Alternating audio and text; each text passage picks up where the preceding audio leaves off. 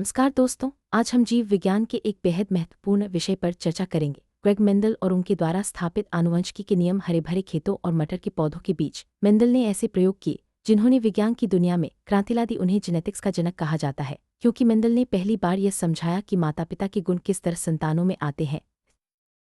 Gregor Yohan Mendel का जन्म 1822 में ऑस्ट्रिया के एक छोटे से गांव में हुआ था। वे एक पादरी मंक थे, लेकिन विज्ञान में उनकी गहरी रुचि थी। मेंडल ने अपने जीवन का अधिकांश समय एक मठ मोनास्ट्री में बिताया, जहां उन्होंने पौधों के गुणों का अध्ययन किया। उनके बचपन से ही प्रकृति और पौधों के प्रति आकर्षण ने उन्हें वैज्ञानिक प्रयोगों की ओर प्रेरित किया। मेंडल की लगन।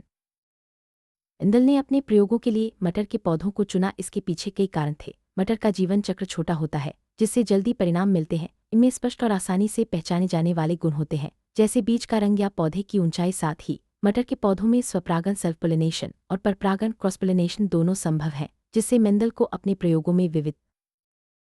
मेंडल ने मटर के पौधों के साथ विरोधी गुणों का अध्ययन किया। इनमें लंबा और बौना पौधा, पीले और हरे बीज, गोल और छुरीदार बीज, फूलों का रंग, फली का आकार, बीज का स्थान और फली का रंग शामिल था। इन सभी गुणों को चुनने के पीछे मेंडल का उद्देश्य यह था कि वे आसानी से पहचाने जा सके और उनके परिणाम स्पष्ट हो। मेंडल ने इन गुणों के संकरण से यह समझने की कोशिश की।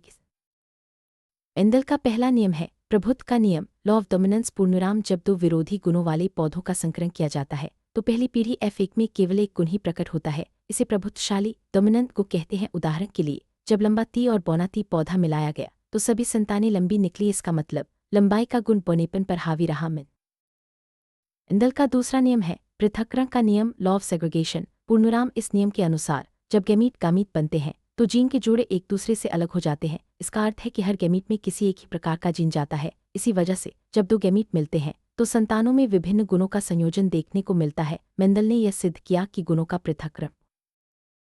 मेंडल का तीसरा नियम है स्वतंत्र वर्गीकरण का नियम, लॉ ऑफ इंडिपेंडेंट असॉर्टमेंट। पूर्णविराम। इस नियम के अनुसार जब दो या अधिक गुणों का अध्ययन किया जाता है तो वे एक दूसरे से स्वतंत्र रूप से संतानों में जाते हैं, यानी एक गुण का दूसरे गुण पर कोई प्रभाव नहीं पड़ता। उदाहरण के लिए, बीज का रंग और आकार दोनों स्वतंत्र रूप से संतानों में प्रकट हो सकते हैं। मेंडल के इस नियम। मेंडल ने अपने प्रयोगों में बहुत ही सटीक और वैज्ञानिक विधि अपनाए। उन्होंने मटर के पौधों को चुन चुनकर संकरण किया और हर पीढ़ी के पौधों के गुणों को ध्यानपूर्वक नोट किया। मेंडल ने हजारों पौधों पर प्रयोग किए और उनके आंकड़ों का विश्लेषण किया। उनकी विधि में गणना, तुलना और बार बार परीक्षण शामिल था, जिससे उनके निष्कर्ष विश्वसनीय बने। मेंडल ने अपने प्रयोगों से यह निष्कर्ष निकाला कि गुण माता पिता से संतानों में निश्चित नियमों के अनुसार जाते हैं। उन्होंने बताया कि हर गुण के लिए दो जीन होते हैं, एक माता से और एक पिता से। इन जीनों के संयोजन से ही संतानों में गुण प्रकट होते हैं। मेंडल के निष्कर्षों ने आनुवंशिकी के क्षेत्र में नई क्रांति ला दी।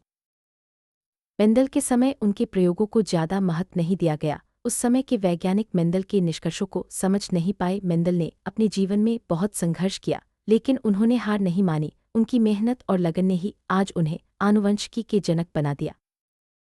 मेंडल की खोजों को उनकी मृत्यु के बाद ही मान्यता मिली। 1900 के आसपास 3 वैज्ञानिकों ने स्वतंत्र रूप से मेंडल के नियमों की पुष्टि की। इसके बाद मेंडल को जेनेटिक्स का जनक माना गया। आज उनके सिद्धांत स्कूलों और कॉलेजों में पढ़ाए जाते हैं। मेंडल के नियमों ने आनुवंशिकी को एक वैज्ञानिक आधार दिया। आज आनुवंशिकी का उपयोग कृषि, चिकित्सा, पशुपालन और जैव प्रौद्योगिकी में किया जाता है। मेंडल की खोजों के कारण ही हम आज बीमारियों, फसलों और पशुओं के गुणों को समझ सकते हैं। आज के समय में मेंडल के सिद्धांतों का महत्व और भी बढ़ गया है। डीएनए, जीन और क्रोमोसोम की खोज ने मेंडल के नियमों को और मजबूत किया है। वैज्ञानिक आज भी मेंडल के सिद्धांतों का उपयोग नई खोजों और अनुसंधान में करते हैं। मेंडल की कहानी हमें यह सिखाती है कि जिज्ञासा, मेहनत और धैर्य से बड़ी खोज की जा सकती है। उन्होंने विपरीत परिस्थितियों में भी अपने प्रयोग जारी रखे और अंत में सफलता पाई। मेंडल का जीवन हर विद्यार्थी के लिए प्रेरणा है।